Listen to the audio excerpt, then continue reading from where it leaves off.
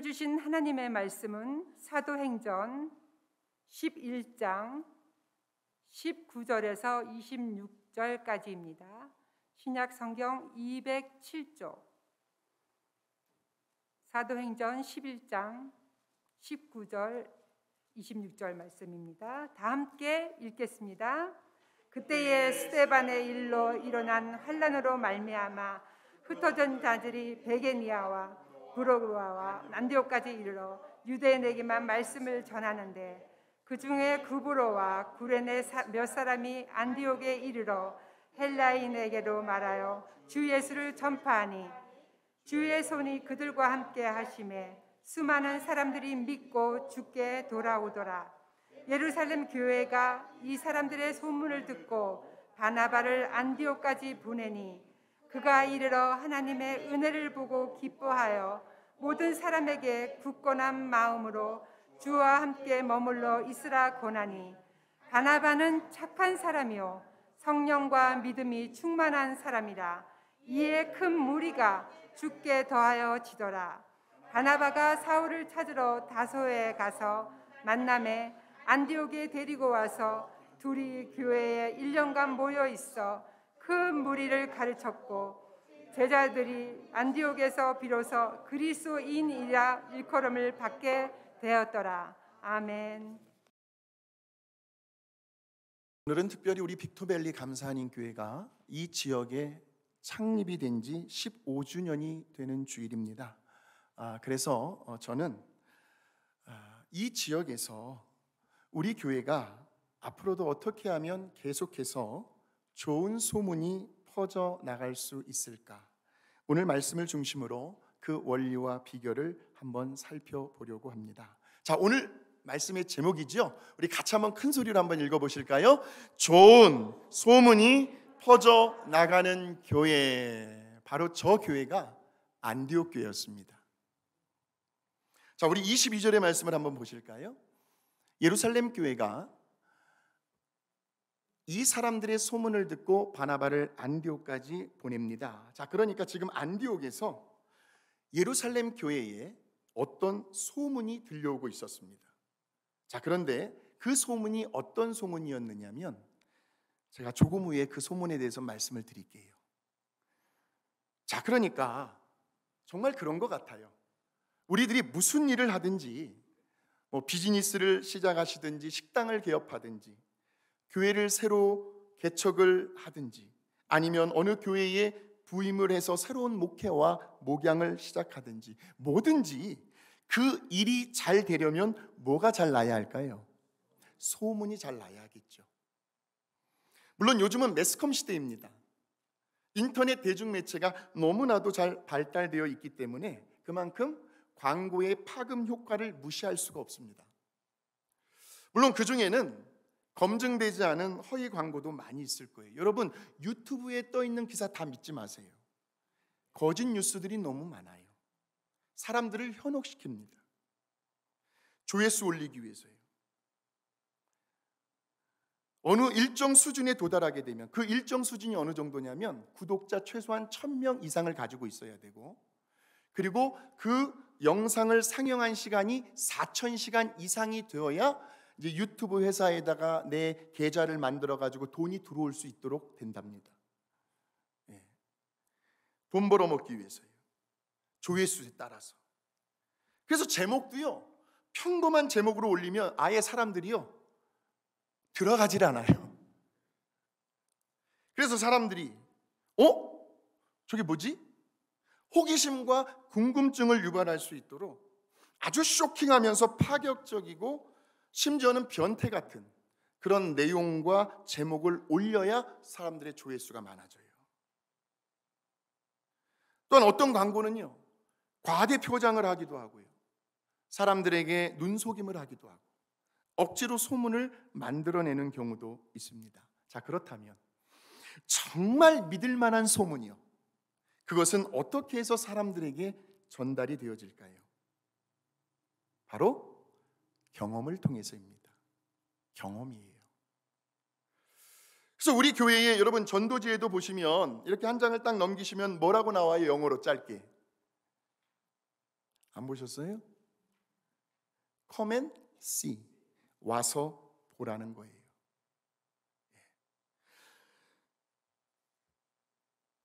그러니까 직접 경험해 본 사람이 전하는 소문은 확실하다는 거겠죠. 믿을 만하다, 신뢰할 만하다는 겁니다. 일례로 식당의 음식 맛도요, 무슨 신문 광고나 TV를 통해서 전달되어지는 것보다는요, 내가 직접 한번 찾아가서 실제로 먹어보는 거예요. 그렇게 먹어본 사람들의 평가가 훨씬 더 정확하고 확실하다는 겁니다. 왜? 내가 맛있으면 다른 사람도 맛있어요. 입맛은 다 거의 비슷해요. 우리 예수님께서요, 십자가에 죽으시고 3일 만에 부활하셨습니다. 그리고는 40일 동안 주로 갈릴리 지역을 돌아다니시면서 하나님 나라의 일을 전파하셨어요. 그리고 이제 때가 되셔서 우리 예수님께서 하늘로 승천하신 산이 무슨 산이시죠? 감람산이죠. 거기에서 제자들이 보는 앞에서 이런 유언의 말씀을 남기시고 하늘로 승천을 하시는데, 그것이 사도행전 1장 3절에서 4절의 말씀입니다. 같이 한번 읽어보겠습니다. 예수님은 고난을 받아 죽으신 후 40일 동안 때때로 제자들에게 나타나 자기가 살아있다는 확실한 증거를 많이 보여주시며 하나님 나라에 관해서 말씀하셨다. 예수님은 사도들과 함께 모인 자리에서 이렇게 이제 유언의 말씀이 나오는 거예요. 너희는 예루살렘을 떠나지 말고 내가 전에 말한 대로 아버지께서 약속하신 선물을 기다려라는 유언의 말씀을 남기셨어요. 그 약속하신 선물이 뭐였죠? 사도행전 1장 8절의 말씀 시작. 오직 성령이 너희에게 임하시면 너희가 권능을 받고 예루살렘과 온 유대와 사마리아와 땅끝까지 내 증인이 되리라 하시니라는 거예요. 성령이 너희에게 임하시면 너희는 내 증인이 될 것이다 하는 유언이었습니다. 바로 저기에 나오는 증인이요, 증인. 그 증인이 내가 직접 보고 경험한 사실 하나도 보태지 않고 빼지도 않고 있는 그대로 팩트만 이야기하는 사람을 가리켜 증인이라고 합니다. 바로 그 제자들이 우리 예수님께서 부활하신 그 사건을 직접 목격했고 확실히 보고 경험을 했습니다. 그래서 그들은 우리 예수님의 유언대로 예루살렘을 떠나지 않았어요. 그리고는 오순절 날에 마가의 다락방에서 120명의 제자들이 마음과 뜻을 하나로 모아 전심으로 부르짖고 기도하는 가운데 거기에 있던 모든 사람들이 다 성령 세례를 받고 성령의 충만함을 경험합니다. 그렇게 세워진 교회가 바로 초대 예루살렘 교회였어요. 교회는요, 성령 세례 받고 성령 충만한 사람들로 지금도 계속 세워져야 합니다. 성령이 주인이세요. 그렇게 모두가요, 다 성령의 능력 안에서 성령 충만함을 경험하고 나니까요, 세상에 뭔가 알 수 없는 어떤 신비한 힘에 의해서 그들이 사로잡히게 됩니다.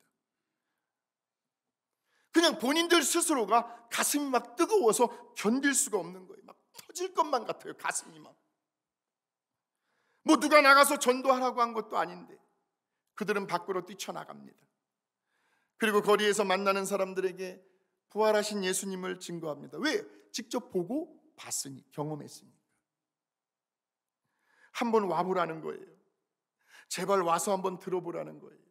우리 교회 성도님들 중에서도요, 나 두말 세말 안 할 거야, 한 번만 와서 예배 드려봐, 그렇게 해서 전도하시는 분도 계셔요. 그래서 성령으로 충만했던 베드로 목사가 한 번 설교를 할 때마다 몇 명씩이요? 3,000명, 5,000명씩 회개하는 역사가 일어났고요, 그 자리에서 예수님을 영접하고 세례를 받고 거듭나는 본 어게인 되는 성도들이 생겨나면서 그렇게 예루살렘 교회는 폭발적으로 성장을 하게 되죠. 왜요? 교회는, 따라해 보실까요? 교회는 예수님의 생명입니다. 교회는 생명이거든요. 생명은 건강하기만 하면 자라나요. 그런데 이런 와중에서요, 사도들과 예루살렘 교회 교인들이 그만 깜빡 잊어버리고 있었던 것이 하나가 있었어요. 교회는 부흥을 하는데 그것이 뭐였어요? 우리 예수님의 유언이었어요. 오직 성령이 너희에게 임하시면, 자, 성령이 임했어요. 너희가 권능을 받고 권능을 받았어요. 예루살렘, 지금 예루살렘 지역에 그냥 예수의 복음으로 그냥 충만해 있어요. 근데 거기까지였어요. 예수님의 유언은 아니다. 유대와 사마리아와 땅끝까지 나아가기를 원하셨어요.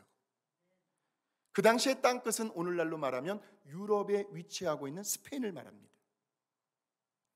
그렇게 땅끝까지 나아가 복음을 전파해야 하는데, 그런데 예루살렘 교인들은 그저 마냥 여기가 좋사오니, 왜? 편안하니까, 교회가 평안하고 행복하니까 더 이상 예루살렘 지경 밖을 벗어나려고 하질 않았던 거예요. 그러다가 어떤 사건이 일어나죠? 하나님이 그 모습을 그냥 보고 계시겠습니까? 그 수천 명의 교인들 중에 사도들이 특별히 안수하여 임명한, 지혜와 믿음과 성령이 충만하고 그리고 교인들로부터 신임을 받고 있는 7 집사들 가운데 누가? 스데반 집사가 순교를 당합니다. 이제 우리 교회도 이제 한 내년 창립 정도 되면은 이제 여자 집사님들이 이제 권사님 되셔야 될 분들이 많이 있어요. 우리 목회협력위원회에서 추천을 받아요. 그리고 거기에서 끝나는 것이 아니라 이제 공동위회로 가지고 와야 돼요. 그래서 우리 성도님들 앞에서 이런 아무개 집사님이 계시는데 우리 교회에 권사로 임직을 해도 되겠습니까? 교인들로부터 신임을 받아야 되는 거예요. 그러면 이제 제가 교육을 시키고 때가 되면 이제 저 임직식을 갖는 거죠. 그렇게 7명의 그런 집사들 가운데서 스데반 집사가 돌에 맞아 순교를 당하게 돼요. 바로 그 사건이 계기가 되어 예루살렘 교회는 엄청난 박해와 핍박을 받게 됩니다. 그리고 그 수천 명의 예루살렘 교인들이 하루아침에 순식간에 유대와 사마리아와 세계 각 나라 곳곳으로 뿔뿔이 흩어지게 됩니다. 그런데 그 되어지는 모든 일들이 다 누가 하신 거예요? 하나님이 하신 거예요. 자, 그것이 어디에 나오냐면 사도행전 8장 1절입니다. 같이 한번 읽어보겠습니다. 그날에 예루살렘에 있는 교회에 큰 박해가 있어 사도 외에는 다 유대와 사마리아 모든 땅으로 흩어지니라. 그러니까 우리 하나님은 그 스데반 집사 한 사람의 거룩한 순교를 통해서 한 알의 밀이 땅에 떨어져 죽었어요. 그 한 사람의 생명값으로 예루살렘 교인들을 다 흩어버리십니다. 그렇게 예루살렘을 떠난 교인들 중에 몇몇 사람들이 어디를 가냐면 안디옥을 가요. 그리고 거기에서 이방 사람이 헬라 사람들에게 예수의 복음을 전합니다. 그랬더니 복음을 전하는 곳에는 언제나 하나님의 성령의 역사가 함께 하더라고요. 그랬더니 하나님의 능력의 손이 복음을 전하는 사람들과 함께하고 막 희한한 신비한 일들이 막 일어나는 거예요. 병든 자가 치료받고 막 귀신의 영들이 떠나가고요. 그러자 그곳에서요 사람들이 회개를 하고 예수님을 믿게 되고 하나님께로 돌아오는 놀라운 일들이 일어난 거예요. 지금 안디옥에서 바로 그 소문들이 지금 예루살렘 교회에 남아있던 사도들의 귀에 들려온 거예요. 자, 사도행전 11장 19절에서 21절의 말씀 시작. 그때에 스데반의 일로 일어난 환난으로 말미암아 흩어진 자들이 베니게와 구브로와 안디옥까지 이르러 유대인에게만 말씀을 전하는데 그 중에 구브로와 구레네 사람 중에 시몬이라는 사람이 예수님의 십자가 짊어졌죠. 구레네 사람이 안디옥에 이르러 헬라인에게도 말하여 주 예수를 전파하니 주의 손이 그들과 함께 하심에 수많은 사람들이 믿고 주께 돌아오더라. 그러자 예루살렘 교회에서는 그 소문이 과연 사실인지 누구를 보내죠? 오늘 말씀을 읽었는데 바나바를 안디옥으로 보냅니다. 직접 가서 사실 여부를 알아보고 오라는 거예요. 그런데 사도들은 아무나 보내겠어요? 사도들이 정말 신뢰할 만한 믿음이 신실하고 성품이 온유하고 또 착하고 성령과 믿음으로 충만했던 바나바를 보냅니다. 자, 그것이 사도행전 11장 22절에서 24절의 말씀입니다. 시작. 이 소문이 예루살렘 교회에 알려지자 그들은 바나바를 안디옥으로 보냈다. 바나바는 가서 하나님의 은혜를 많은 사람들이 믿게 된 것을 보고 기뻐하며 모든 사람에게 굳센 마음으로 언제나 주님만 의지하라고 격려하였다. 그는 성령과 믿음이 충만한 착한 사람이었다. 그래서 많은 사람들이 주님을 믿게 되었다 하는 거예요. 그래서 바나바는 바울과 함께 안디옥 교회에서 약 얼마 동안 머물죠? 1년간을 더 머물게 되면서 안디옥 교인들에게 체계적으로 하나님의 말씀을 가르칩니다. 그런데 제가 볼 때는 그 말씀을 가르치는 바나바와 바울도 훌륭했지만 사실은 그보다도 더 훌륭한 것은 그 말씀의 가르침을 받았던 안디옥 교인들이 더 훌륭했다는 거예요. 왜냐하면 그 안디옥 교인들은요, 말씀을 들은 대로, 말씀을 깨달은 대로, 말씀의 가르침을 받은 대로 그 말씀을 삶으로 살아냈기 때문이에요. 행함이 있는 믿음을 가지고 있었다는 거죠. 그들의 생활 속에 우리 예수님께서 말씀하신 30배, 60배, 100배의 말씀의 열매들이 있었다는 거예요. 오늘 저와 여러분의 삶 속에 하나님의 말씀의 열매들이 맺혀가고 계십니까? 말씀을 통해서 은혜 받은 대로 성령님이 주시는 마음의 감동과 그 인도하심대로 그들은 말씀을 삶에 적용하고 실천하며 정말 말씀대로 하나님께서 역사를 하시는지 경험을 통해서 그들의 믿음을 점점 성장시켜 나가고 있었던 교인들이 바로 안디옥 교인들이었어요. 그 증거가 어디에 나오냐면 그 안디옥 교회의 교인들을 보는 그 지역에 살고 있는 사람들이요, 세상 사람들이 그들을 가리켜 뭐라고 별명을 붙여줍니까? 그들은 누구이다? 그리스도인이다. 그들은 그리스도인이래요. 내가 내 입으로 내 자신을 가리켜 나는 아무아무개 직분자요, 나는 그리스도인이요 라고 말한 것이 아니라 세상 사람들이 그들을 볼 때에 저 교인들은 정말 예수 믿는 사람들이구나. 정말 이 시대에 찾아볼 수도 없는 정금보다도 더 귀한 믿음을 가진 신실한 크리스찬들이구나 하고 외부에 있는 사람들이 불러준 이름이 바로 그리스도인. 이것이 진짜죠. 자, 그 증거가 사도행전 11장 25절에서 26절입니다. 시작. 그런 다음 바나바는 사울을 찾으러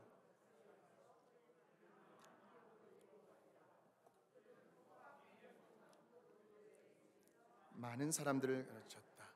그리고 제자들이 처음으로 안디옥에서 듣게 되었다.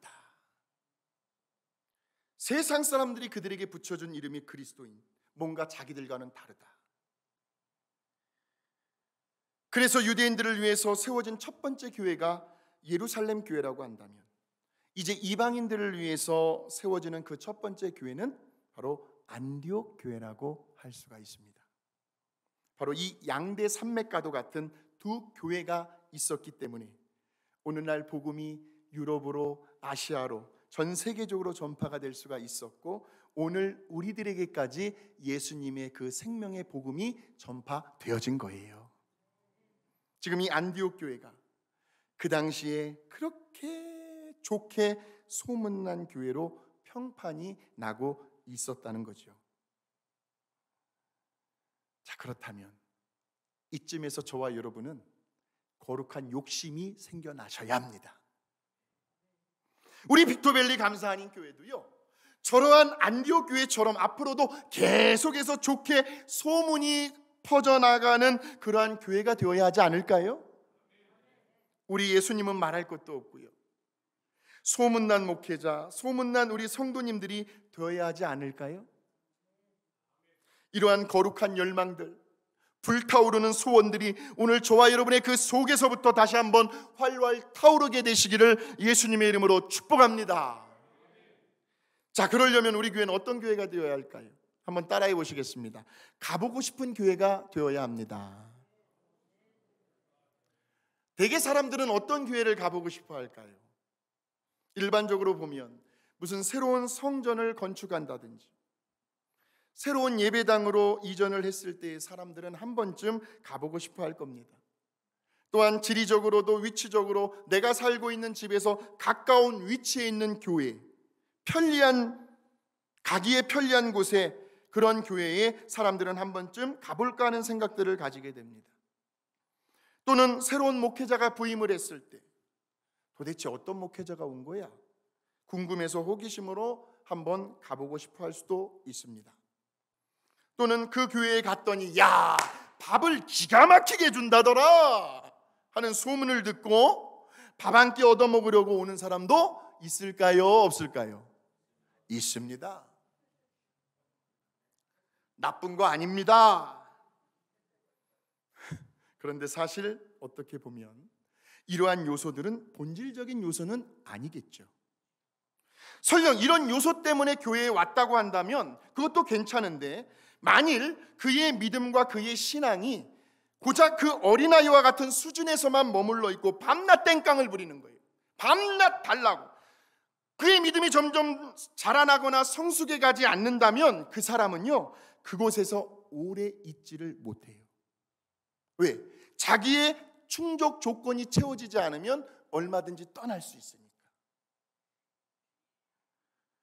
언젠가는 또 다른 곳으로 떠나가요. 그리고 그곳에 가서도 처음에는 잘 지낸 것 같아 보이는데 또 얼마 안 있으면 또 이전과 같은 문제가 또 일어나가지고 그런 일들이 계속해서 반복되는 거예요. 중요한 것은 뭐냐면 나에게 찾아오는 시험거리가 얼마나 작고 크느냐가 문제가 아니라 나에게 그 시험거리를 넘어설 수 있는 믿음이 있느냐 없느냐는 거예요. 이것이 중요해요. 그런데 정말 사람들이 가보고 싶은 교회가 되려면요, 우리는 본질적인 요소를 놓쳐서는 안 된다는 거예요. 자, 우리 교회의 표가 뭐예요? 자, 이쪽에 앉아 계신 분들은 이쪽의 표를 큰 소리로 한번 읽어보시기 바랍니다. 시작. 말씀 안에 뿌리를 내리고 사랑으로 열매 맺는 교회. 이쪽에 앉아 계신 분들은 이쪽의 표를 시작. 성령 충만으로 변화돼요.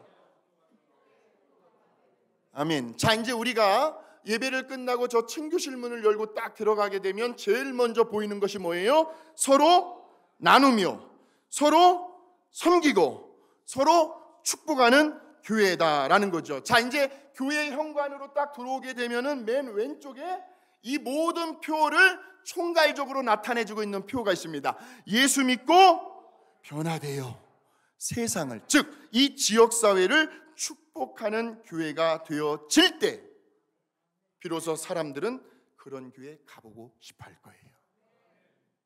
얼마나 표가 멋있습니까? 곳곳에. 예수 믿고 구원받는 것은 당연하죠. 그러나 예수 믿고 변화되는 것은 쉽지 않아요. 그 변화를 볼 수 있다면 사람들은 오지 말라고 해도 오게 된다는 거죠. 중요한 것은 변화입니다. 그 교회 안에 정말 목회자와 성도들이 점점 변화되어 가고 있는가? 여러분들께서 이 최호신 목사를 보실 때, 야, 지난주보다 이번 주 말씀이 더 점점점 좋아지고 있네, 점점점 더 성장해 가고 있네, 그렇게 느껴지십니까? 그렇게 느껴져야 돼요. 저도. 우리 성도님들도 영적인 사람으로 점점 성숙해 가고 계시는가? 이것이 중요해요. 왜냐하면 그 변화의 배후에는 언제나 성령님이 역사하고 계시기 때문에. 할렐루야. 우리는 변화를 통해서 살아계신 하나님을 증거할 수가 있습니다. 변화되어 가고 있는 우리의 모습을 보고 세상 사람들은 하나님을 보게 됩니다. 자, 먼저 언어의 표현이 달라져요. 아유, 왜 그래? 뼈가 있고 가시 돋친 말이 아니라 말 한마디를 하더라도 듣는 사람에게 용기를 주고 격려해 주고 더 잘할 수 있도록 칭찬해 주고, 아주 작은 사소한 일이라 할지라도 고맙습니다, 감사합니다, 얼마나 수고가 많으세요, 표현을 아끼지 않으시고, 나와 좀 맞지 않는다고 해서 그 사람을 비난하는 것이 아니라 에이, 나와 다른 것뿐이지, 그렇게 상대방을 배려하고 인정해주고 상대방의 마음을 편안하게 하고, 새 가족이 왔을 때 어서 오세요 달려갔어요. 그런데 그 새 가족의 성품을 보니까 이렇게 푸시하는 성격을 안 좋아하는 성품 같아. 그러면은 이렇게 한 걸음쯤 물러나는 거예요. 상대방을 배려하는 거예요. 그러다가도 설령 상대방의 실수와 잘못과 허물이 드러났다 할지라도 그것을 가십거리로 삼거나 다른 사람에게 전하지 않아요. 바로 이런 목회자, 이런 성도들이 다니는 교회를 지금도 세상 사람들은 가고 싶어 한다는 말씀입니다. 또한 성품이 달라져요. 아무리 집안에서 속상한 일이 있었다 할지라도 꼭 이놈의 마귀라는 녀석은요, 꼭 신방할 때, 꼭 예배 드릴 때 꼭 사건을 만들어요. 꼭. 서로가 그냥 감정이 상하도록 만든단 말이에요. 그래도 나오세요. 그럴지라도 나오셔요. 회개하고 다시 회복하면 되니까. 절대로 집안에서 있었던 감정을 바깥에서 교회에서 표를 내지 않습니다. 표정 관리를 잘하죠. 그래서 인사를 서로 주고받을 때에도 항상 상냥하고 친절하고 웃는 얼굴로 대해줍니다. 우리 하나님께서 요즘 들어 우리 성도님들의 그 전도의 열정을 보셨는지 이렇게 매 주일마다 새가족들을 많이 오게 해주신 것도 하나님의 은혜고 감사할 일이에요. 근데 어떤 새가족은요, 주차장에서 주차를 하고 딱 내릴 때부터, 그리고 교회의 현관문에 들어설 때부터, 그리고 예배당에 딱 들어와서 찬양을 하고 예배를 드리는 그 분위기를 느끼면서부터 내가 정말 이 조직에 몸을 담아도 되겠다, 그렇게 마음의 결정을 하시는 분들이 있어요. 내 남은 여생을 맡겨도 좋겠다. 내가 우리 빅토밸리 감사하는 교회에서 천국 환송 예배를 내가 이 교회에서 내가 해야 되겠다. 최선을 다해서 제가 여러분의 천국 환송길을 제가 열어드리겠습니다. 최선을 다해서 은혜스럽게. 그러려면 여러분들의 신앙생활 속에서요, 목회자가 할 말이 많도록 만들어주셔야 합니다. 우리 아무아무개 장로님, 권사님, 집사님은요, 새벽 예배를 한 번도 빠지지 않고 나오신 분들이었어요. 뭐 할 말이 있어야 될 거 아닙니까? 중요한 것은 뭐예요? 서로 인사를 잘하고 교인들의 따뜻하고 친절한 그 성품이요. 그리고 설교자도요, 요즘 설교자들 얼마나 말씀 잘합니까? 그냥 인터넷 들어가면, 유튜브 들어가면요, 설교의 홍수 시대 속에서 살아가고 있습니다. 그러나 아무리 날고 뛰는 설교자가 있다 하더라도 그 교회의 교인들의 영적인 상태와 그 교회의 형편을 알고 말씀을 전하는 설교자는 다르다는 거예요. 무슨 요즘에 집에서 인터넷 보고요, 나 집에서 예배 드렸어요, 교회 안 가도 나 마음에 죄책감 없어요, 그건 아니에요. 그거는 잘못된 신앙이에요. 반드시 교회 현장에, 예배 현장에 와서 우리 성도님들의 그 영적인 상태, 우리 교회의 분위기에 맞춰서 하나님의 생명의 말씀을 접목시키는 설교를 들어야 되네. 그래야 믿음이 자라나는 거예요. 그렇게 설교자의 사랑과 인자가 많은 성품, 그 성품의 영향을 받아 교회 전체 분위기가 너무나 포근하고 생기가 있고 평안한 거예요. 뿐만 아니라 겸손하고 온유하며 참고 기다려주는 성품으로 변화되어 가요. 자기의 의를 드러내지 않아요. 누가 그러셨느냐고 제가 그냥 꼬치꼬치 물어봐야 그제서야 마지못해 본인이 대답하는 것도 아니고 제 3자를 통해서 듣게 하는 교인이 우리 교인들이에요. 자기를 나타내지 않아요. 가식이 없어요. 포장하지 않아요. 진솔해요. 솔직해요. 정직해요. 잘못을 하고 실수를 했으면 변명을 하려고 하지 않아요. 용서를 구해요. 나이가 많다고 해서 대접만 받으려고 하지 않습니다. 또한 생활 방식이 달라집니다. 생활 속에 절제가 있어요. 자기 자신에게는 지극히 검소해요. 그러나 남들에게는 아낌없이 베풀고 나누어주는 그런 후덕한 삶을 살아갑니다. 말씀을 사모하게 되고 예배가 기다려지게 되고 기도하는 일이 기대가 됩니다. 하나님께서 이번에는 어떻게 내 기도 응답해 주실까 설레이게 돼요. 그렇게 살아계신 하나님을 체험하면서 그의 신앙과 믿음이 점점 견고해져 갑니다. 섬기고 봉사하는 일들이 그렇게 기쁘고 즐거울 수가 없어요. 신앙생활에 신바람이 나고 활기가 넘쳐나고요. 어린아이들을 데리고 오는 엄마들을 위해서는 유모차를 밀어주기도 하고, 지팡이를 듣고 걸어오시는 어르신이 계시면 먼저 달려가서 부축해드리기도 하고, 거동이 좀 불편하신 분들을 위해서는 물과 커피 한 잔 식사를 서빙해드리기도 하고요. 뿐만 아니라 예배가 살아있습니다. 우리 교회에 오신 지 얼마 안 되신 우리 성도님께서요, 목사님, 제가 은퇴하고 나서요, 이렇게 생기 있는 예배는 제가 생전 처음 느껴봅니다. 새 가족이 그런 말씀을 하시니까요, 참 기분은 좋더라고요. 우리 교회 예배가 살아있대요. 성령님이 운행하시고 임재하고 계심을 느낄 수가 있는 거죠. 어느 때는 찬양을 하는 중에, 말씀을 듣는 중에 왠지 모르게 울컥할 때가 있어요. 성령님께서 그 사람의 마음을 만져주실 때가 있어요. 말씀이 그렇게 꿀송이처럼 달게 여겨집니다. 말씀을 듣는 중에는 세상의 모든 근심, 걱정, 염려, 고민거리, 불안, 두려움이 한순간에 사라지는 것 같아요. 그리고 뭔가 마음이 담대해집니다. 평안해져요.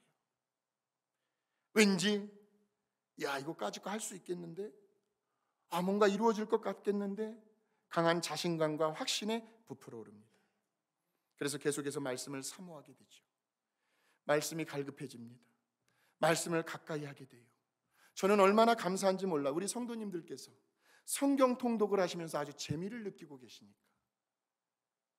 어떤 성도님은요, 이 주보에 나와 있는 말씀 노트, 이 공간도 모자라 가지고 일부러 수첩을 가지고 다니시면서 새벽 기도회, 금요 찬양 예배, 주일 설교 말씀을 제가 부담이 될 정도로 요약을 하고 계시는 성도님이 계셔요.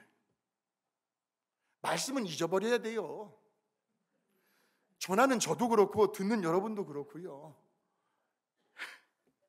자, 로마서 10장 17절의 말씀입니다. 자, 시작. 그러므로 믿음은 들음에서 나며 들음은 그리스도의 말씀으로 말미암았느니라. 이처럼 말씀으로 점점 변화되어가는 목회자, 성숙해가는 성도님들이 있는 교회를 사람들은 가보고 싶어합니다.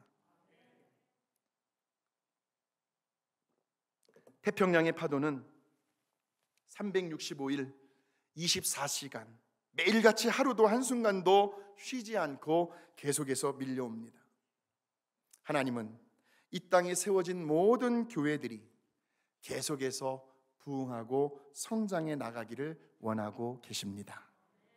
그래서 모든 교회에 부흥의 파도를 보내주고 계셔요. 하나님 차별하지 않으시잖아요.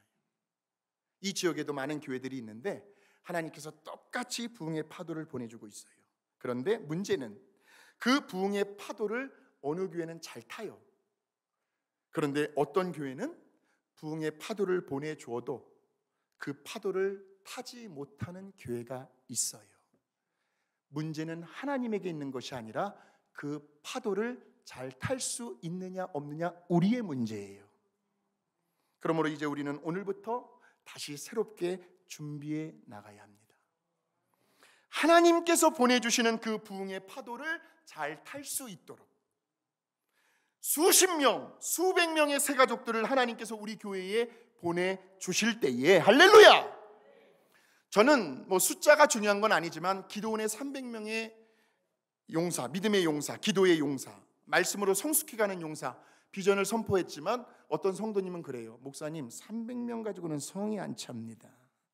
500명 정도는 돼야 할 것 같습니다.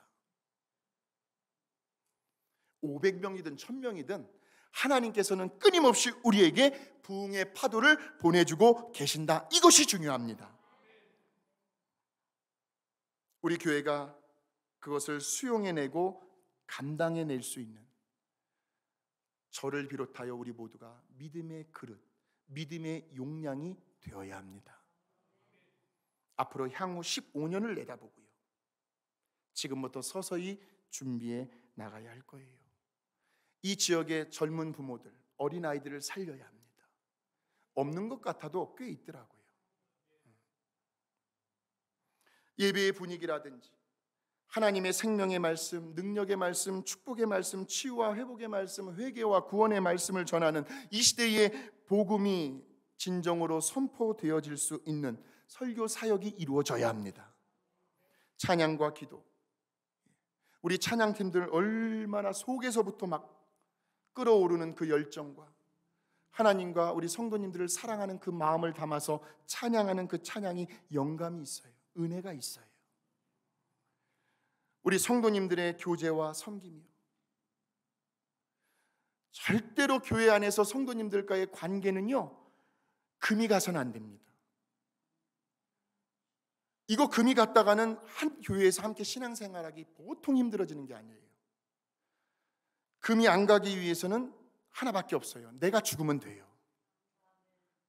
그 성도님들의 교제와 섬김, 그리고 우리들의 언어와 성품, 인간관계, 그리고 하나님 중심으로 첫째는, 그리고 두 번째는 담임 목사 중심으로 온 성도들이 한 마음 한 뜻이 되어 각자에게 주어진 그 은사와 달란트대로 주님의 몸된 교회를 겸손히 섬기며 세워가고 이 지역사회에 선한 영향력을 끼쳐 나갈 때에 그 모습을 보고 경험한 사람들은 그 교회를 가고 싶어 할 것입니다.